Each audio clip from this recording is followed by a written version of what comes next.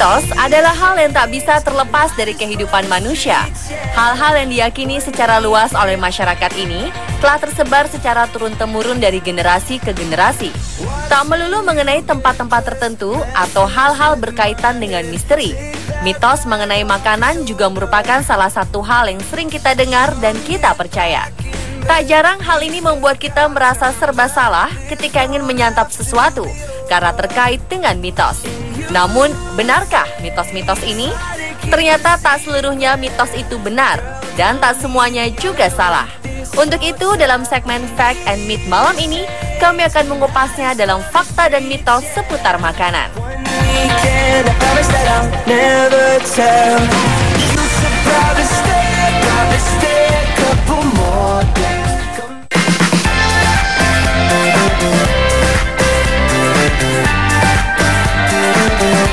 Hingga sekarang, tauge masih dipercaya sebagai bahan makanan yang dapat meningkatkan kesuburan.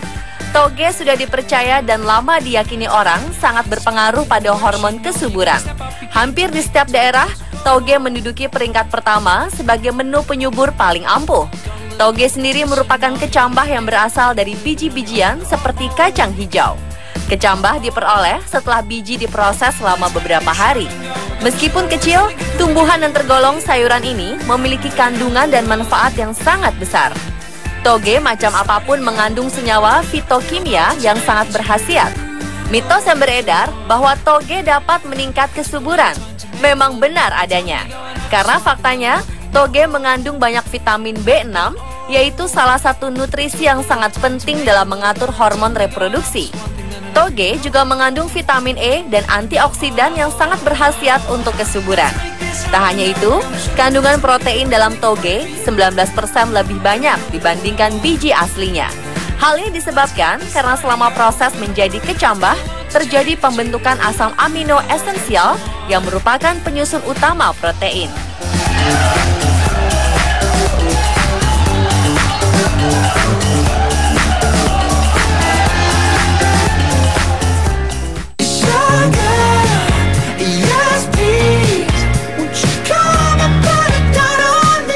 Sebagian besar orang percaya jika terlalu sering mengkonsumsi jambu biji dapat menyebabkan usus buntu.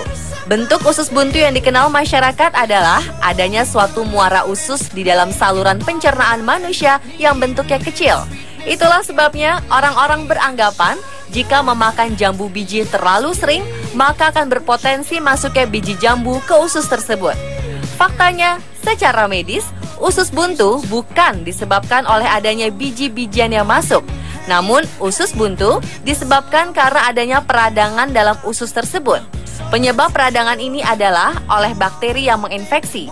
Jadi, tidak benar jika biji jambu menyebabkan usus menjadi buntu. Dokter pun belum pernah menemukan adanya biji jambu selama mereka menangani operasi usus buntu.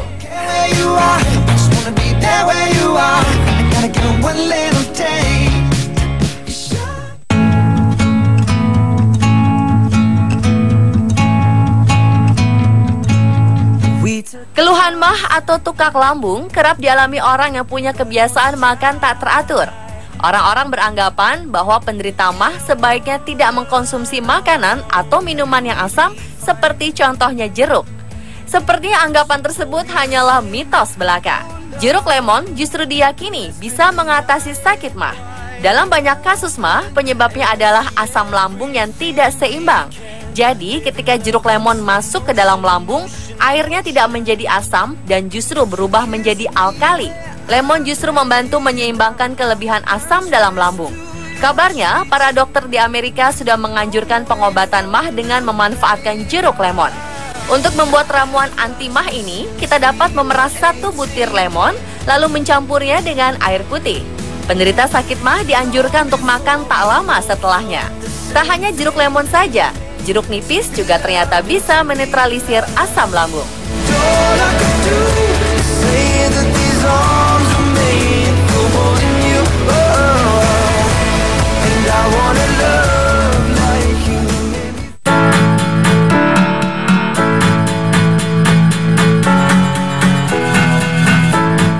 Telur merupakan salah satu bahan makanan yang kaya akan protein. Telur sebagai sumber protein mempunyai berbagai keunggulan. Antara lain adalah kandungan asam amino paling lengkap jika dibandingkan bahan makanan lain. Telur juga termasuk bahan makanan sumber protein yang relatif murah dan mudah ditemukan. Di tengah gizi telur yang cukup tinggi, sebagian orang meyakini bahwa mengkonsumsi telur bisa menyebabkan timbulnya bisul. Benarkah demikian? Faktanya, bisul timbul bukan disebabkan karena mengkonsumsi telur terlalu sering. Penyebabnya adalah bakteri Staphylococcus, jamur, ataupun bakteri lain. Seseorang bisa saja menjadi bisulan setelah makan telur. Namun, hal ini terjadi karena orang tersebut memang alergi terhadap telur. Secara umum, telur bukanlah penyebab seseorang bisulan.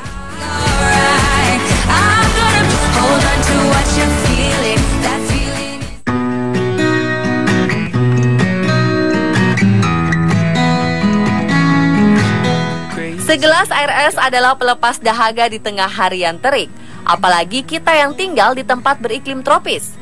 Namun beredar mitos bahwa keseringan minum air es bisa membuat badan menjadi gemuk. Benarkah demikian? Air dingin dipercaya menggemukkan karena dapat membekukan lapisan lemak di perut. Tapi anggapan tersebut tak sepenuhnya benar. Faktanya, menurut Journal of Clinical Endocrinology and Metabolism, air dingin yang diminum justru akan dihangatkan hingga sesuai dengan suhu tubuh. Sehingga hal ini tidak mungkin membekukan lapisan lemak. Karena itu, selama yang kita minum adalah air putih biasa dan bukan minuman manis atau berkalori tinggi, kita tidak perlu khawatir berat badan akan melonjak. Air putih dalam keadaan panas, hangat, ataupun dingin tetap memiliki 0 kalori.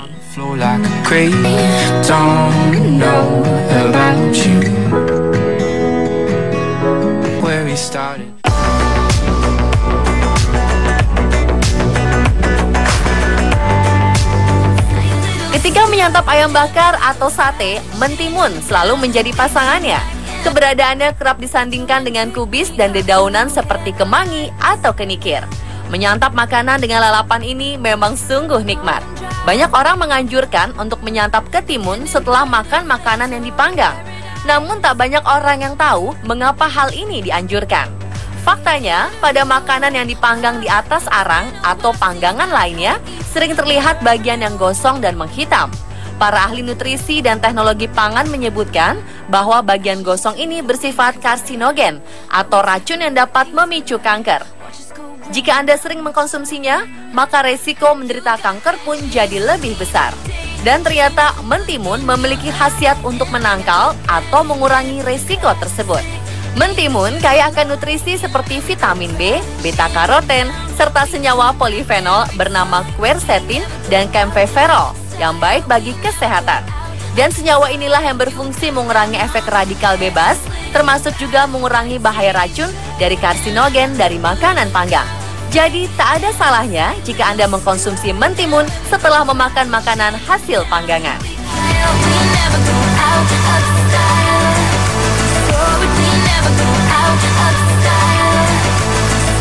Pemirsa, itulah beberapa fakta dan mitos seputar makanan versi on the spot. Semoga menambah pengetahuan Anda ya.